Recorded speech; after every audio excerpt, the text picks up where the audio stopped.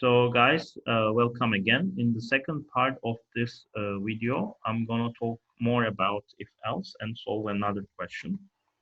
So in this exercise, I'm gonna take it actually from your lab sheet. So let's go up and take a question from your lab sheet.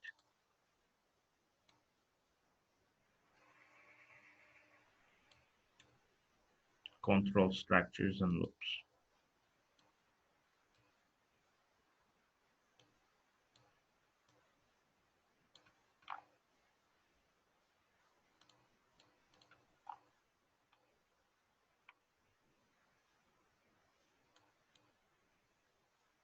This is a lab sheet question, decision making and control statements. So let's solve this together.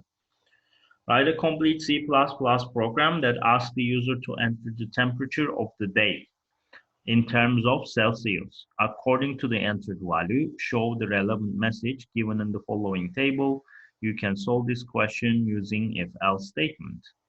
So if the temperature, as you can see from the table, is over 30, we will say it's definitely summer as the message. If it is in between 15 and 30, it might be autumn or springtime.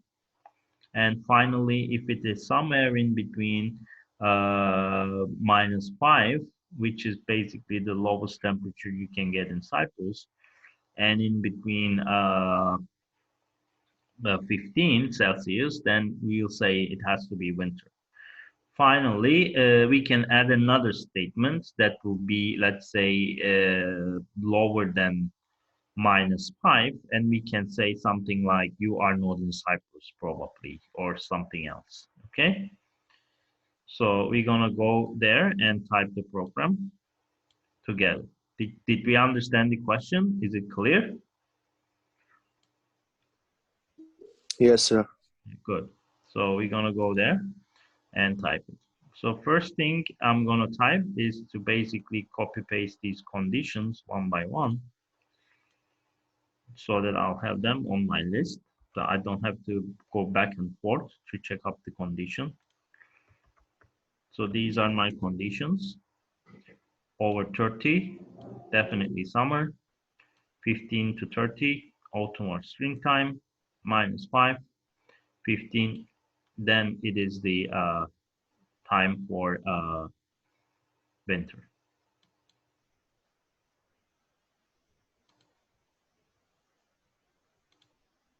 Now we're gonna come in there and we're gonna type the program. First thing first, we're gonna type the include statement.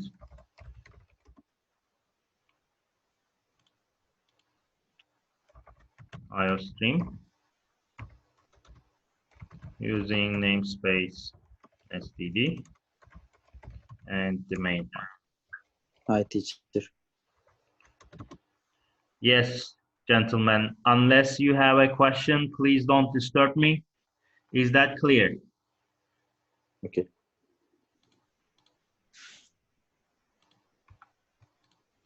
We're gonna go down there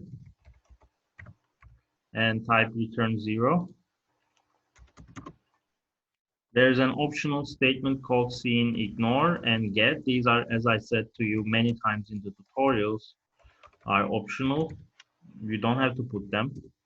But if you do, it creates a kind of like a tidy design for you so that it is easier for you to follow. Such as we can put it in here, compile and run. And just gonna save this. Lab sheet exercise 1. And when I run it, you see, I don't see the processing time unless I press on enter, then I'll see the processing time. It's a nice practice to keep things tidy. You don't have to type these statements if you don't want to, but it is a nice practice to do so. Next thing that I'm gonna do is to ask the user the temperature, and as you can see from numbers, the temperature is actually an integer, because it's not a decimal point, although in real life temperature can be decimal. In this specific question, it is not regarded as a decimal. So I'm going to put it there as an integer. And I'm just going to call it temp. Okay, and we're gonna ask the user to enter the temperature. Please enter the temperature.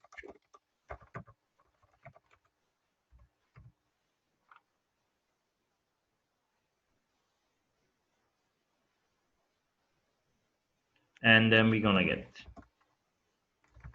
temp. Now that we got this, we can evaluate the conditions, each and every one of them. Now the first condition is the temp value being greater than equals to 30, which is given in here. And we have a message. It's definitely summer. So I'm going to print out that message.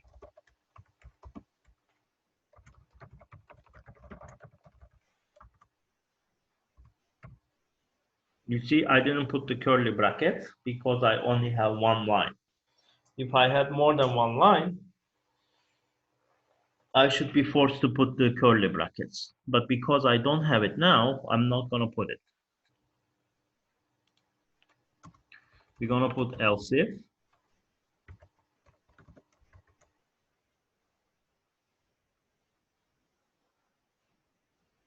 And in here, in the in part, we're going to put the next condition.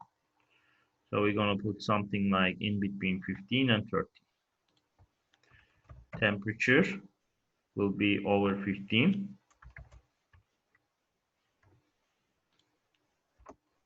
And at the same time, temperature should be less than 30.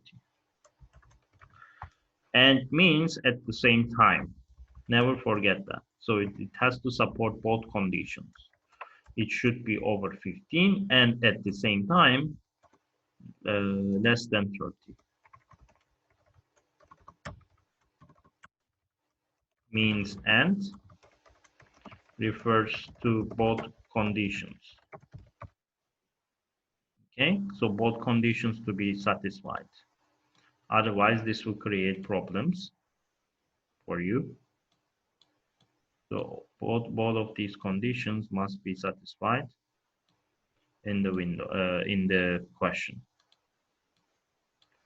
The very last one that I'm gonna do is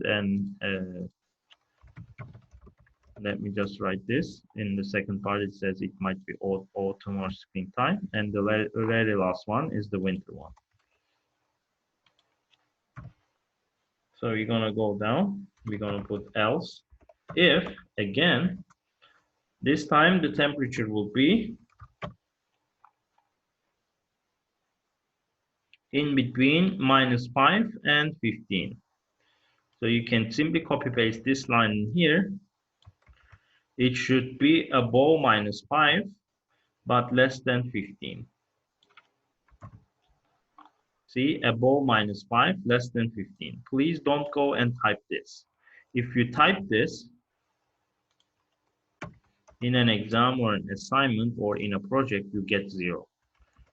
This doesn't work. It's a semantic error. Okay? It will never. Excuse me, sir. There is an else if there is equals to 15 up top. Let me just fix this part, gentlemen, because this is a common student problem. Let me just finish it, and then at the end, I'll take your questions, all right? This means a semantic error. Many students fall into this mistake.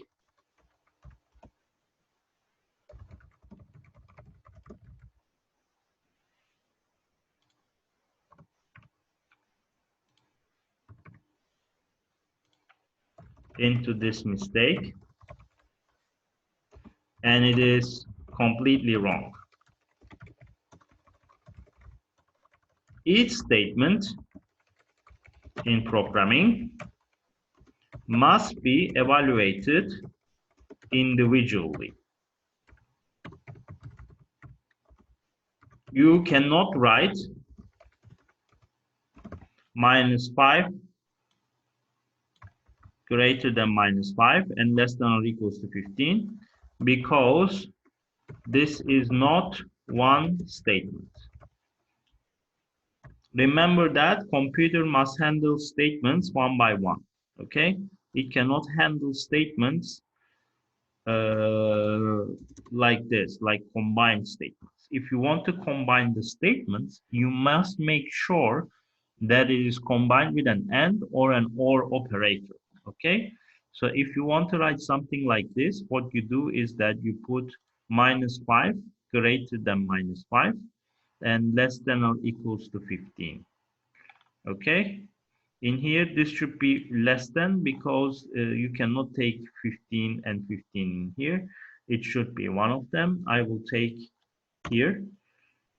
So it should be in between -5 and 15. So -5 and 15, all right? Because 15 actually falls into the spring category. And we're gonna say in here, see out, it has to be winter. It has to be winter.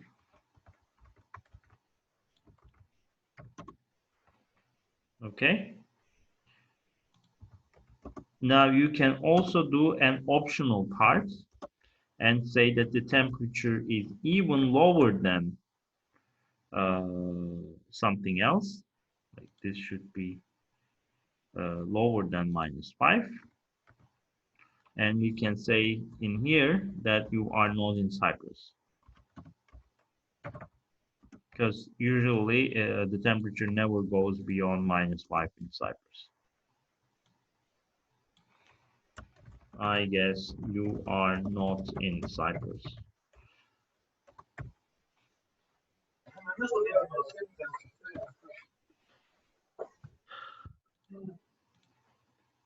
Okay, now I am done with it. So let me just try to run the program to see how it's going to work. So I'm going to go to the execute part, compile and run. Please enter the temperature. So I'm going to enter 6 as the temperature, and it says it has to be winter.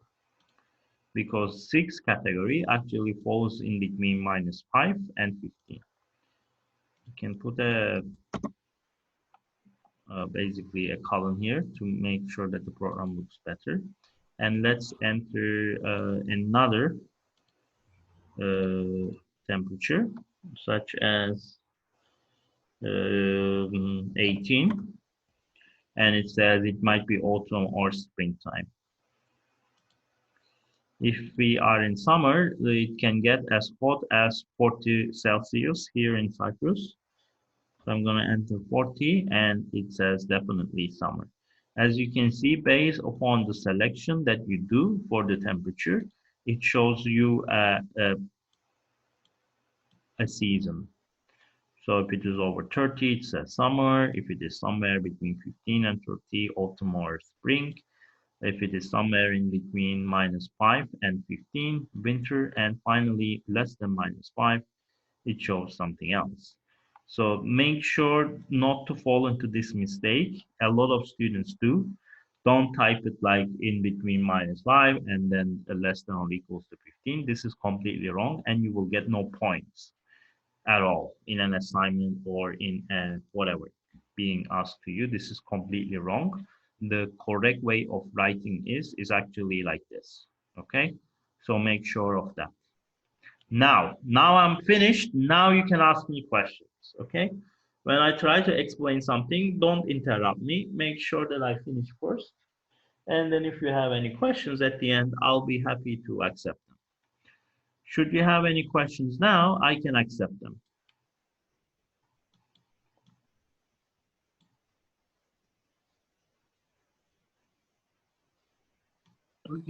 It's clear, sir. See? So if you wait a bit, you'll see that I'll probably discuss everything. Right, this is the topic today. And there is also an alternative version of this, which is called switch. However, switch only works for the precise numbers. It doesn't work for numbers in range. It only works for precise. So if you have a selection of a precise number, you can do it with a switch statement as well.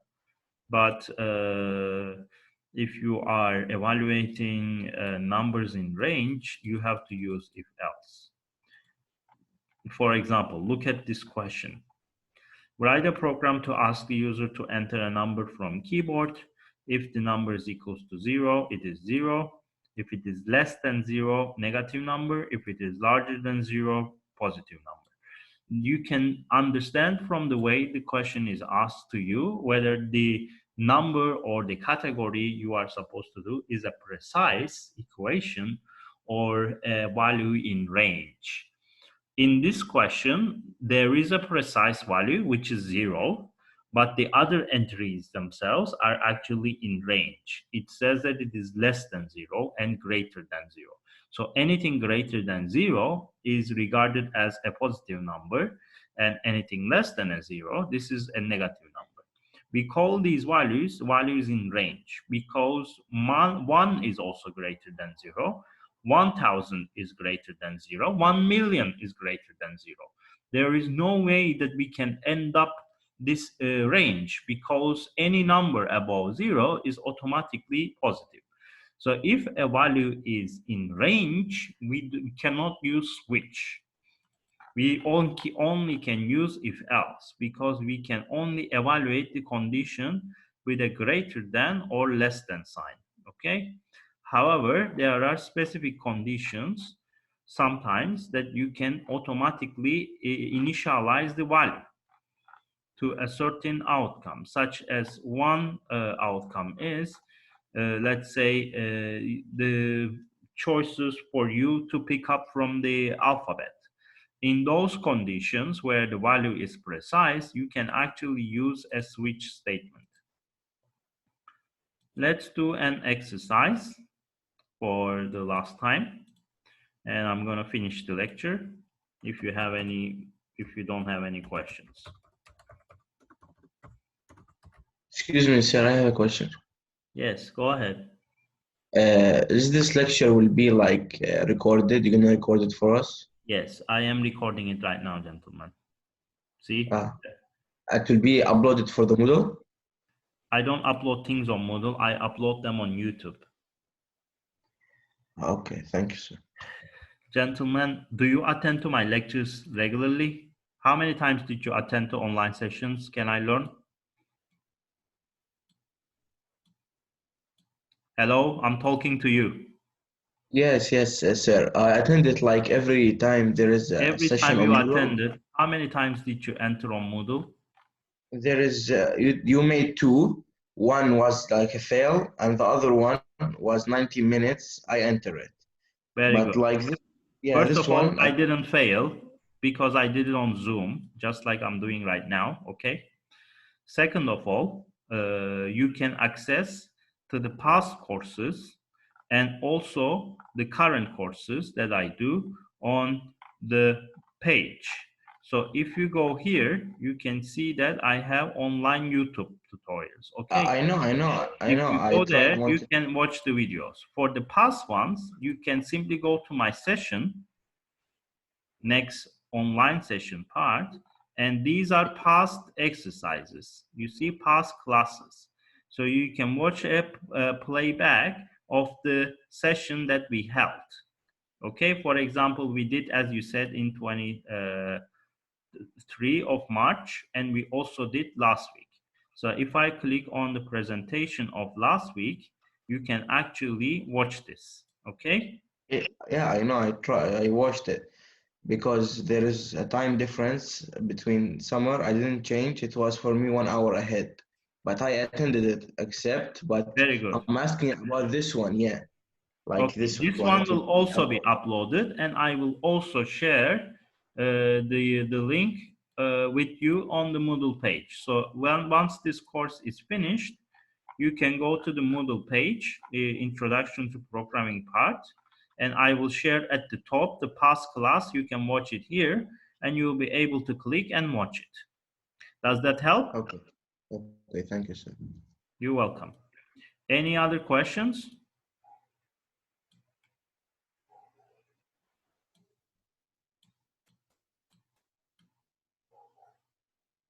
No.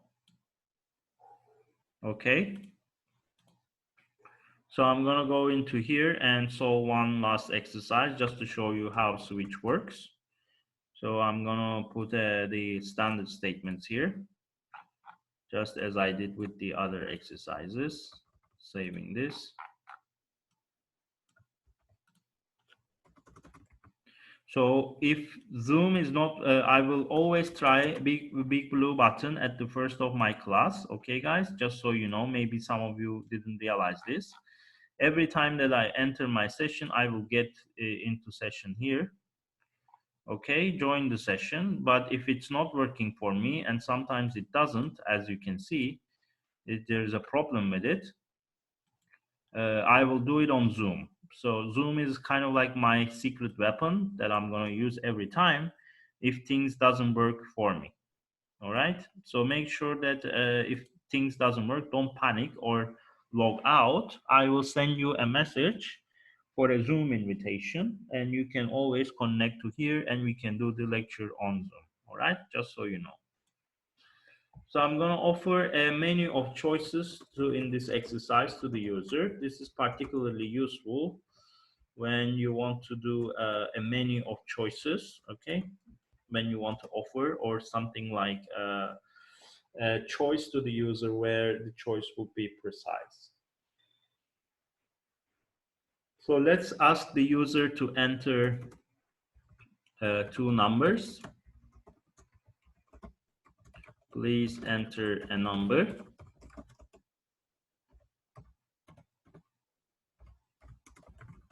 We're gonna get number 1, and we're gonna ask the user to enter another number. Please enter another number. Number 2. Integer and 1 and 2. Now that we have done this, I'm gonna offer the choices to user. Add the numbers.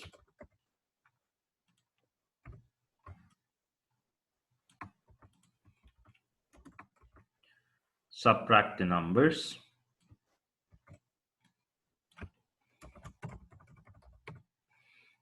And let's say multiply the numbers. 3 choices.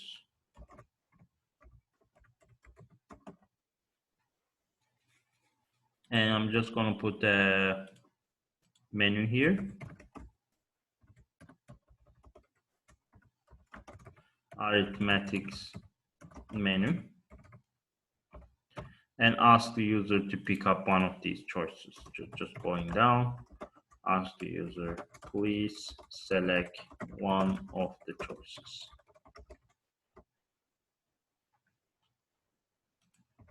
So you have the selection of ASMN. And because this is a character, I'm gonna take it as a character. So this is gonna be choice. So I'm gonna put car choice here. So whenever I run this program now, you will see that this menu will be displayed. After entering 2 numbers, of course, this menu will be displayed, and you will be expected to select a character. So let's just try to run this thing to see the outcome. We have to enter a number. Let's say we entered 2 and another number 3.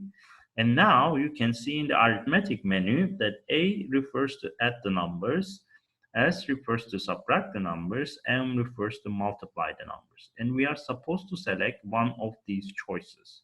Now, this is what we call as a precise selection. A precise selection is something that you do when the values are not in range. Now, you are only limited with selecting these values.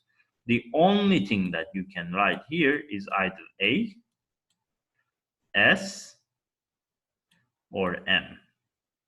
Anything that you write other than this can be regarded as an error, okay? So this is a good way of using basically a switch statement. A switch statement must make sure that the values are precise. In this case, these values, the options that are offered to you are A, S, and M. It cannot accept any other condition. So it is not like an X value being less than 10. It's not like this. It is not a value in range. Instead, what you do is a value that is basically a precise value.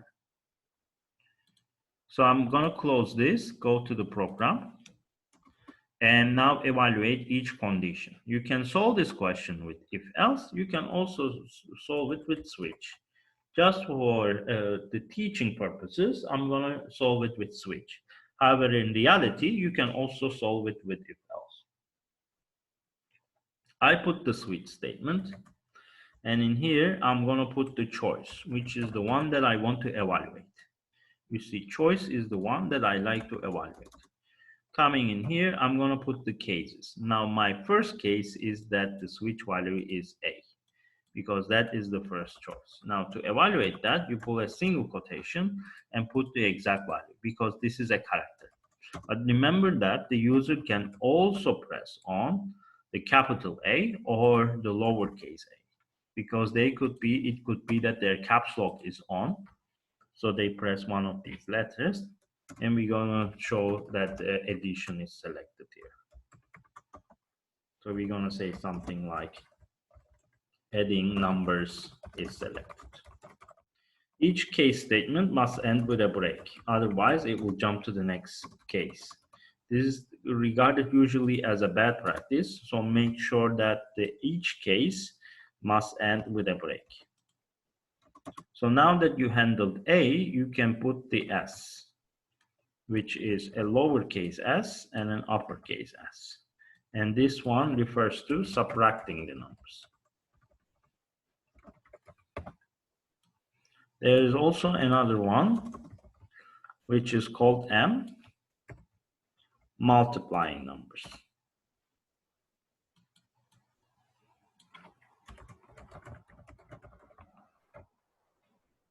Now we're gonna go up again and decide an answer, initially 0. This is gonna be our output.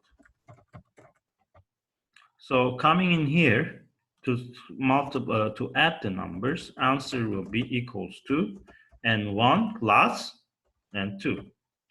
We got n1 and n2 in here. Now I'm going to calculate their addition there. For the subtraction, for the difference, I'm going to say n1 minus n2. You can also do the difference, because essentially it will give you the same outcome with a minus number. And the final one will be multiplication, which is a star. The only thing left in here is to outside of your switch statement is to show the answer. Answer will be equals to the answer itself. So you evaluated each condition, as you can see, one by one. First choice is A, which is listed in here, adding the numbers. Second choice is S, which is listed in there, subtracting numbers. And finally, M is the last choice, which is the multiplication of numbers. I'm going to compile and run this, enter the first number, let's say 5, enter the second number, let's say 10, and I'm going to say multiply the numbers, pressing on M, and I press on lowercase m, and multiplying the numbers is selected, answer is 50. So if you actually go there, my entry was 5 and 10, and I selected M. M means multiplication. You can see it on the menu. And the answer is 50. 5 times 10. Based on the input that I entered, this equation is calculated and displayed here. Okay, so that's how it works. We can do another one if you want. We can close this, rerun the application, and enter another number, let's say -2 and 5. This time I want to see the difference in between them. Just pressing on S, and that will just give me the difference will be -2 minus 5. Two numbers will be minus, giving me -7. Okay, so -2 minus 5 will give me -7. You can close it, rerun it again. Let's try the last one, which is the addition. I'm going to enter -9 and 11.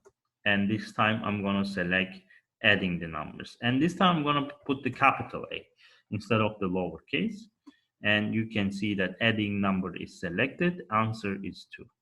So you can come in here, you can see that the first entry was 9, Second entry was 11. I selected addition, which means addition is selected here, and the outcome is 2. Is this clear, guys? Did you understand what I'm trying to do? Yes, sir. Very good. Any questions?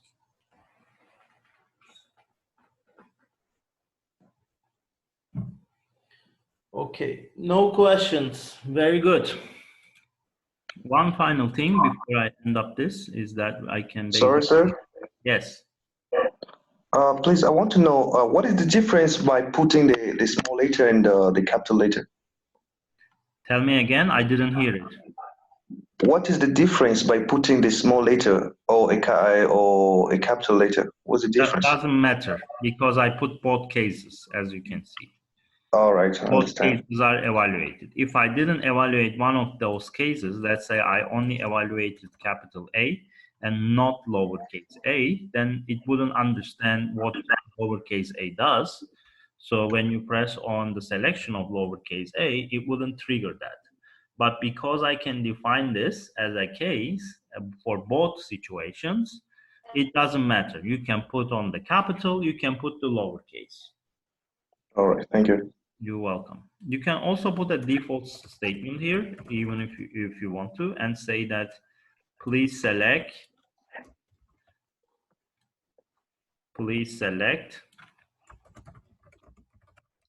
A, M, or S. Any other selection is not accepted. So basically, when you do this, it will make sure that the default statement will run. It's an optional thing to put a break, but it's also a nice practice. In C++, it doesn't matter, but some other languages, such as C#, forces you to put a break statement at the end of default. So now when I enter these numbers, let's say 9 and 5, and if I select something that is not on the menu, such as let's say T, which is not on the menu, now it will say, please select A, M, or S. Any other selection is not accepted. And the answer will be 0. This is because I put a default statement, which is kind of like an else. So if you do something like a specific case and you want all the other conditions to fall into a category, which in this case is regarded as default, you can do this. So this kind of enforces the user to select one of these choices. And that is the end of my lecture for today. Now, if you have any questions, I have 5 minutes. I can take up your questions before I end up this lecture. If you have if you have long questions, I will have to open another one. If you don't, I will end up the lecture in 5 minutes.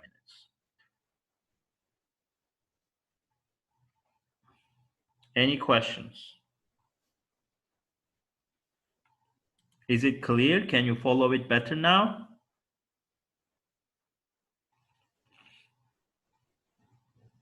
Is it better than Big Blue Button? Okay, yes. Thank you very much. It's much better than Blue Button. Yes, okay, very good. Now we're gonna do it in here from now on probably, because as you can see, Big Blue Button is not working for me. The university wants us to use Moodle and Big Blue Button, but I don't know what the problem is. Sometimes it doesn't work for me, and obviously I'm not the only one. It's not also not working for you.